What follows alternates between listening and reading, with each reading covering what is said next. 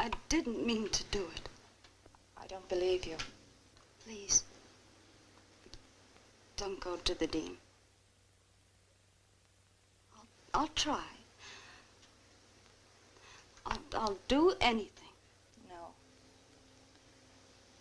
You've said that before.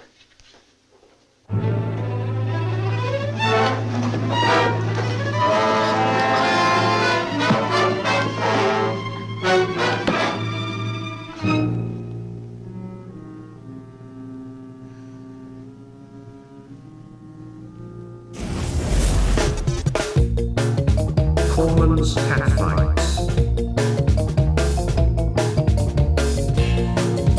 The evolution of film, frame by frame, a history told in Catfight.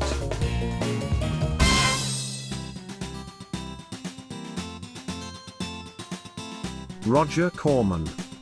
Born in 1926, died in 2024. Aged 98. He produced over 300 films during his lifetime.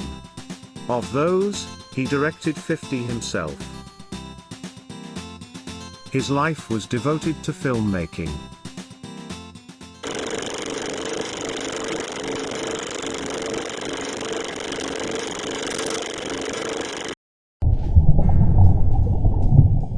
I was just a nobody in the film industry, but by some twist of fate, I ended up producing a film. It was a cheap sci-fi film called Monster from the Ocean Floor. I did everything: producer, driver, props manager, and so on. Though it was tough, every minute and every second of the 6-day shoot was a joy. That film proved quite a hit, securing the funding for the next one.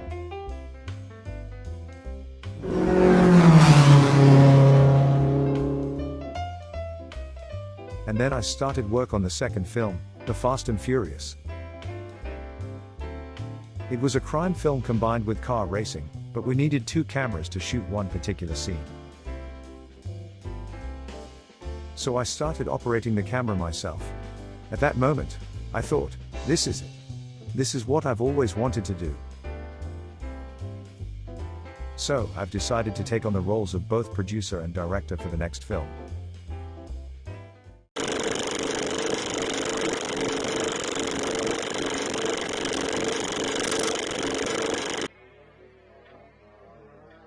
Filming this movie was one of the worst experiences of my life. Good evening, Rose. Good morning, Erica. Did you come for that drink? I'm afraid I don't have time for one. It's after 3, you know. Oh, now, Mrs. Hood.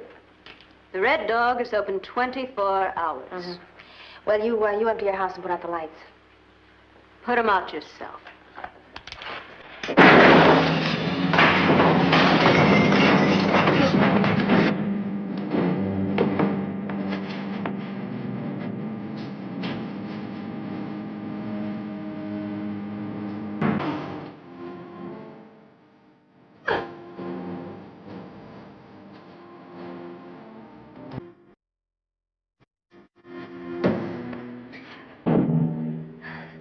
All right.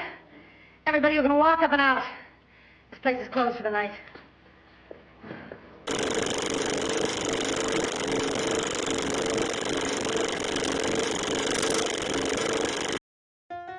First, 5 out of the 6 scheduled shooting days were raining.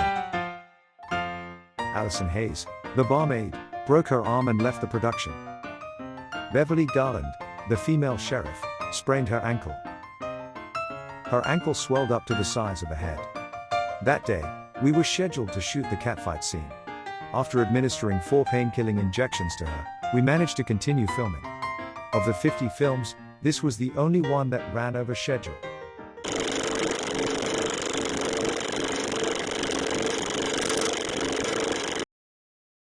First, let me clear up a misunderstanding.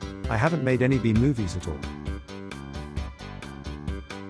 B movies refer to films that were screened as supporting features alongside big-budget A movies starring major stars. To appeal to a wider audience, theater owners combine B-grade films with themes different from A-grade films. When I first began making films, such exhibition formats had fallen out of favor. The movies I make are primarily shown at drive-in theaters, targeted at young audiences. Drive-in theaters often showed two similar movies back to back. To maximize my income, I started a company and began producing both films in a double feature simultaneously. Back then, every drive-in theater was struggling with a shortage of films to show, so we kept churning out movies on a shoestring budget.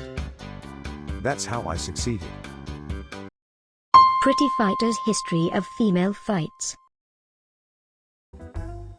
Now, let's delve into Roger Corman's greatness in detail, breaking it down into several key points. Roger Corman's greatness, point 1. Who will watch that movie? How will it be sold? How much will it cost? Clarify these points. After achieving a degree of success in film production, Roger Corman established a company that also handled distribution.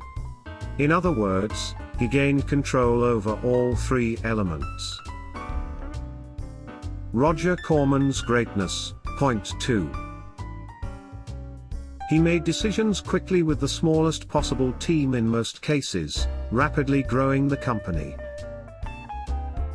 And he steadily entrusted more and more responsible work to the motivated young people. The young people learned from their experiences and later became prominent figures in the film industry. Looking at their names, it's no wonder it later became known as the Corman's Film School. Roger Corman's greatness, point 3. He is also renowned for introducing outstanding foreign art films to the United States.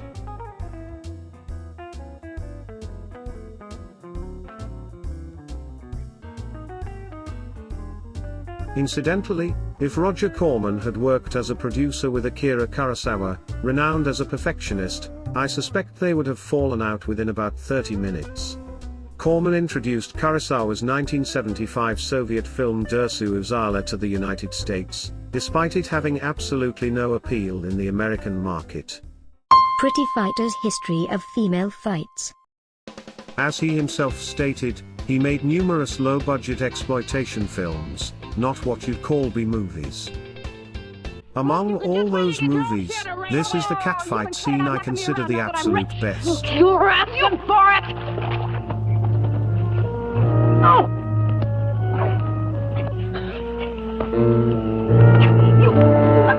Brilliant!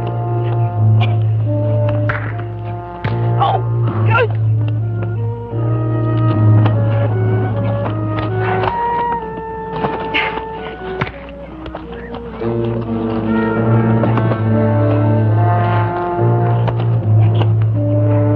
Come on, fight!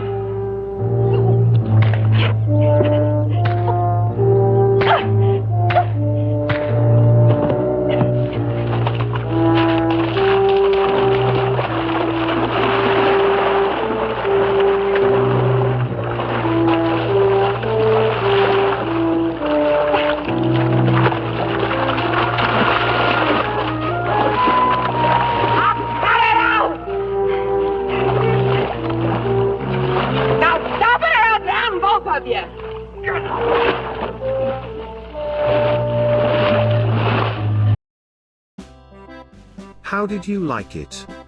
According to the Corman autobiography, this scene was directed by a male fight choreographer.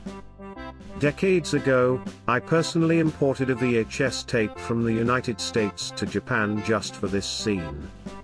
Suddenly, but here I'd like to introduce three beautiful actresses who grace Roger Corman's films.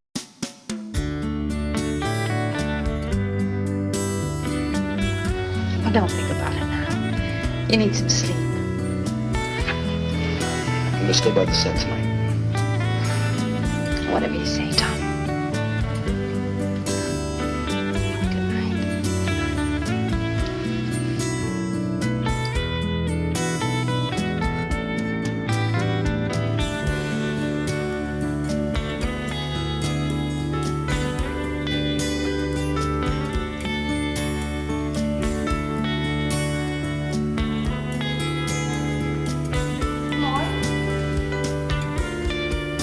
Don't call.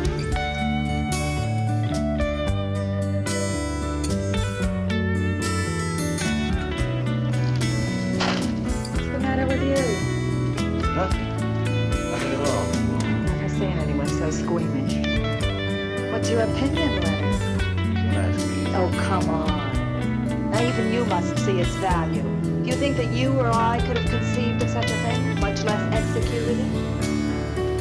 Well, then admit it. It's a work of genius. I admit it. It's not only Mr. Cooper. What about...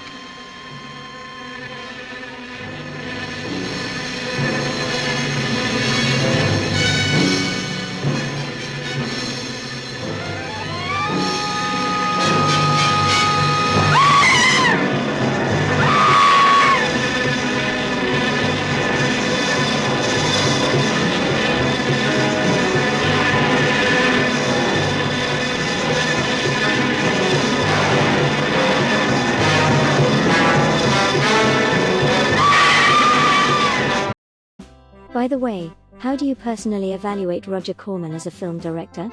I think he was basically a film director who used orthodox techniques. I believe there are many films that would have become masterpieces if he had been given more money and time. But that's precisely what made him unique, and I believe it was the very thing that led to his success in the film industry. I can sort of understand his mindset, making low-budget exploitation films while introducing artistic foreign films to America.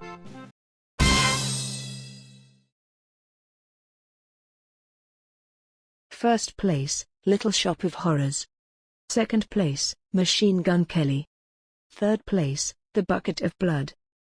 These three films are so interesting that I recommend them to anyone who wants to try watching a Roger Corman movie. That said, they aren't exactly masterpieces that will go down in film history.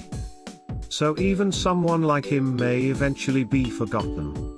But I believe his approach to filmmaking is something people in the industry should learn from, especially now. Raking in $300 million at the box office while continuing to operate at a loss, this is precisely why we need to rethink the absurd film production practices rampant today. Thank you for watching this video to the end. Please subscribe to the channel for the next video.